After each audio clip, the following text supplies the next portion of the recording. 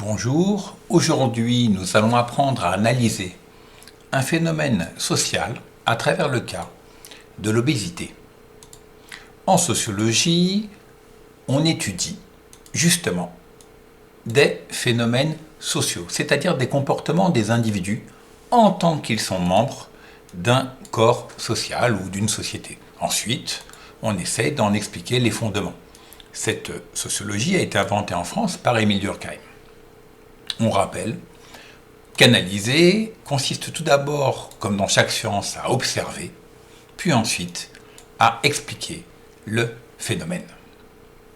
Alors, pourquoi l'obésité? Certaines personnes pensent qu'il s'agit d'une question individuelle de personnes qui n'auraient pas fait attention à leur alimentation. On remarque que c'est faux. Pourquoi? Eh bien parce qu'entre 1997 et 2012, la proportion d'adultes obèses a presque doublé. Ça signifie que la société a évolué et a provoqué une augmentation de ce phénomène. Et donc il s'agit d'un phénomène social. Pour ceux qui s'inquiètent de cette question, je leur ai placé la petite formule pour calculer leur indice de masse corporelle. Étudions, comme d'habitude, en sociologie, le phénomène à travers des statistiques qui nous permettent d'observer, justement, ce même phénomène. Vous pouvez mettre en pause cette vidéo et réaliser une phrase avec les nombres que je vais cocher pour vérifier que vous avez compris le document.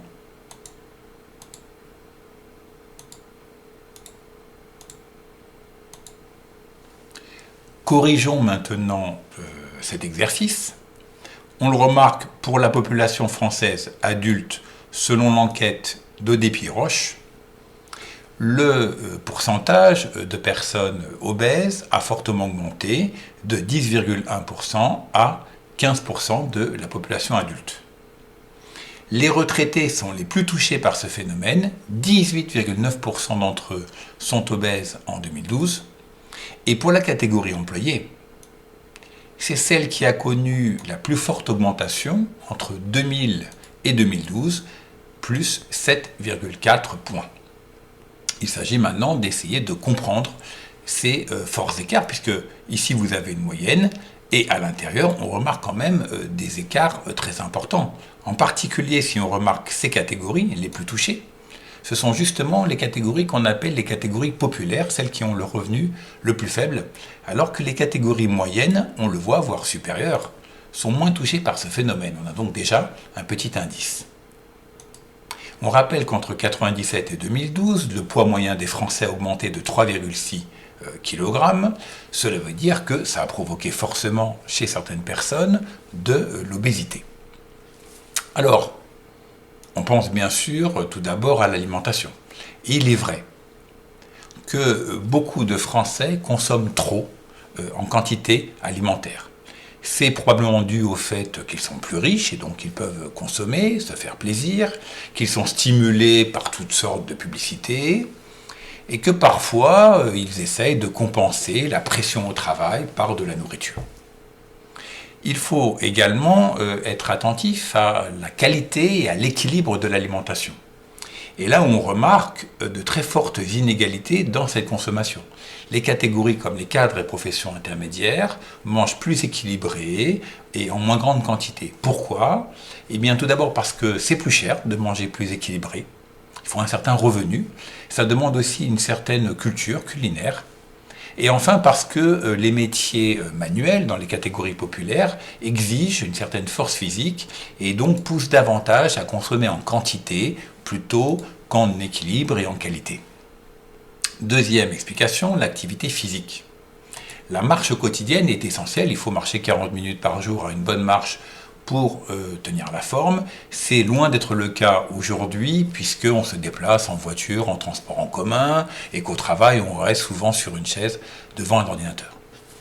Mais il ne faut pas oublier également l'activité sportive qui est très importante et qui permet de comprendre une bonne partie des inégalités sociales que nous avons vues précédemment parce que les catégories les plus favorisées sont celles qui ont le plus de moyens financiers de s'inscrire à un sport qui ont le plus peut-être besoin d'évacuer leur travail intellectuel par une activité physique, ce qui est moins le cas des catégories populaires qui ont un travail plus manuel. Et enfin, ces catégories favorisées essayent de garder la ligne pour des raisons de présentation professionnelle. Terminons par un gros plan sur la planète, grâce à la source de l'Organisation mondiale de la santé.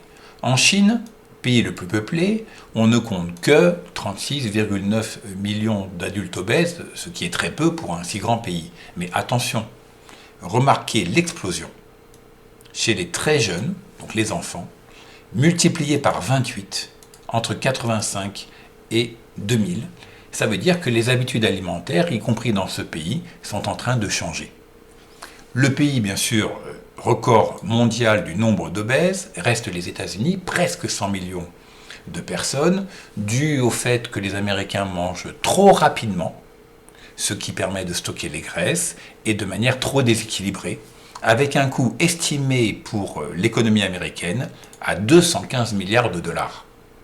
Terminons par le Mexique, qui est intéressant, pays très proche des États-Unis. Pourquoi ? Eh bien parce qu'il vient de dépasser les États-Unis dans la proportion de personnes obèses, en particulier chez les jeunes. Certains enfants à la naissance, pesant même près de 6 kg, ce qui représente environ le double de la moyenne d'un bébé français. À bientôt.